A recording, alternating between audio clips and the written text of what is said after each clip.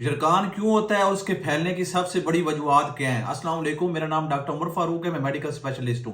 जरकान हमारे माशरे में बहुत तेजी से फैलता जा रहा है। अगर आप 10 बंदों की स्क्रीनिंग करवाएं हेपेटाइटिस बी सी की, तो उसमें कम से कम 6 से 7 बंदे ऐसे होंगे जिनका वो रिपोर्ट पॉजिटिव आएगी, मतलब जिनको जरकान होगा। अब मैं यहाँ पे बताता चलूँ कि जरकान दो किस्म का होता है, एक होता है पीला जरकान और एक होता है काला जरकान। अभी जो काला जरकान है ये हेपेटाइटिस बी और सी होता है, और जो पीला जरकान है इसमें 3-4 किस्में होती हैं। एक हेपेटाइटिस ए होता है और एक हेपेटाइटिस ई होता है, और मुख्तलिफ भी इसकी किस्में होती हैं। लेकिन जिस चीज पे आज हमने बात करनी है, जो सबसे ज्यादा है, वो है काला जरकान, हेपेटाइटिस बी सी। अभी हेपेटाइटिस बी सी फैलता कैसे है। मेरे पास अक्सर लोग आते हैं, अगर उनसे आप पूछें कि हेपेटाइटिस बी सी कैसे फैलता है, तो एक उनका एक मासूमाना सा जवाब होता है कि डॉक्टर साहब ये गर्म चीजें, तली हुई चीजें खाने से होता है। तो ऐसा हरगिज नहीं है। हाँ, जो पीला जरकान है वो इस तरह की चीजें खाने से, मतलब आप होटल पे गए हैं, वहां पे बर्तन वगैरह सही नहीं धुले हुए थे, सही सफाई से खाना नहीं बना हुआ था, उसके जरिए पीला जरकान तो फैल सकता है। लेकिन जो हेपेटाइटिस बी सी है ये इन खाने पीने वाली चीजों से नहीं फैलता। तो ये जो हेपेटाइटिस बी सी है ये गर्म चीजें खाने और तली चीजें खानों से नहीं होता, बल्कि जब ये हेपेटाइटिस सी आपके ब्लड के साथ मिलता है तो उससे होता है। अब हमारे माशरे में वो कौन सी वजूहत है जिनकी वजह से जरकान बहुत फैल रहा है। उनमें जो नंबर 1 है वो आपके ये जो गांव वगैरह में अताई डॉक्टर बैठे होते हैं, ये एक ही सिरिंज का इस्तेमाल कर रहे होते हैं। इन्होंने एक सिरिंज रखी होती है। खुदा न खास्ता ऐसा मरीज आया था जिसे जरकान था, उसको इन्होंने इंजेक्शन लगाया।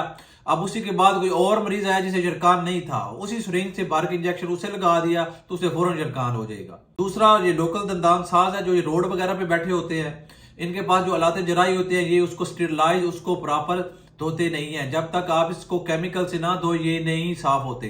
और अगर खुदा ना खास्ता उन्होंने पहले किसी ऐसे बंदे का दांत वगैरह निकाला है या सही किया है जिसको जरकान था, उसके बाद उसी औजार से किसी नॉर्मल बंदे पे वो इस्तेमाल कर लिया है तो उसको भी फौरन जरकान हो जाएगा।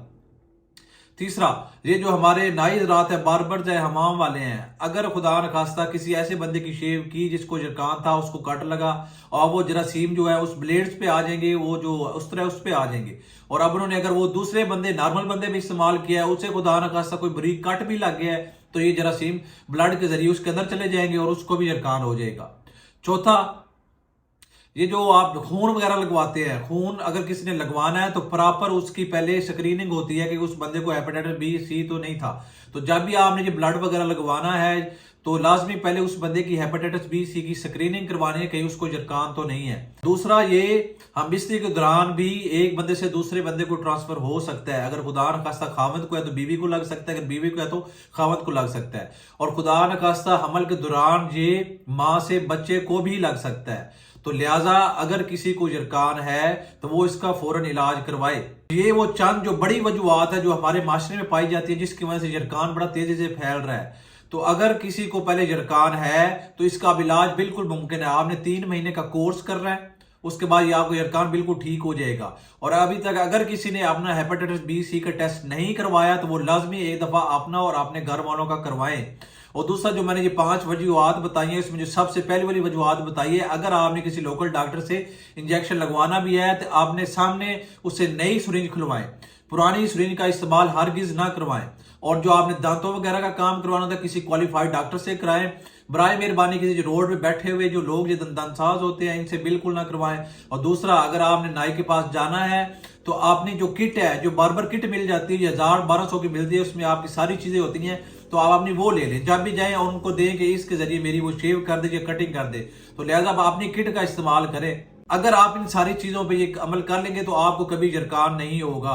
और एक मरतबा लाजमी अपना और अपनी फैमिली का जरकान का टेस्ट लाजमी कराएं। और अगर खुदा ना खास्ता निकल आता है तो परेशान होने की बिल्कुल जरूरत नहीं है, ये काबिल इलाज है। 3 महीने का कोर्स है, आप 3 महीने कोर्स करते हैं जो बिल्कुल ठीक हो जाता है।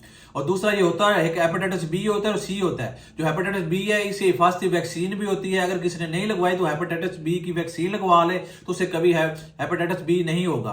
हेपेटाइटिस सी है उसकी वैक्सीन नहीं है, तो अब उससे बचना कैसे है वो वजूहत मैंने आपको बता दी है। अगर आप ये सारी चीजों पे अमल कर लेंगे, इनसे बच जाएंगे, तो आपको कभी जरकान नहीं होगा। और हाँ, जिसने पहले अभी कोर्स कर लिया है, अगर वो दोबारा उसको ये सिरिंज लग जाती है जो मैंने वजूहत बताई है एक भी है, तो उसको जरकान दोबारा हो जाएगा।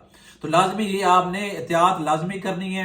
अब इसका सबसे बड़ा मसला ये है, जिसको ये जरकान हो जाता है तो शुरू में जो 5-10 साल होते हैं उसमें अलामतें बिल्कुल नहीं होती, ये एसिम्प्टोमेटिक होता है, एसिम्प्टोमेटिक होता है। तो एंड स्टेज जब जिगर खराब होना शुरू होता है तो फिर मरीज में अलामतें आती हैं। और अगर खुदा न खास्ता जिगर खराब होना शुरू हो गया तो फिर हम उसको वापस नहीं ला सकते।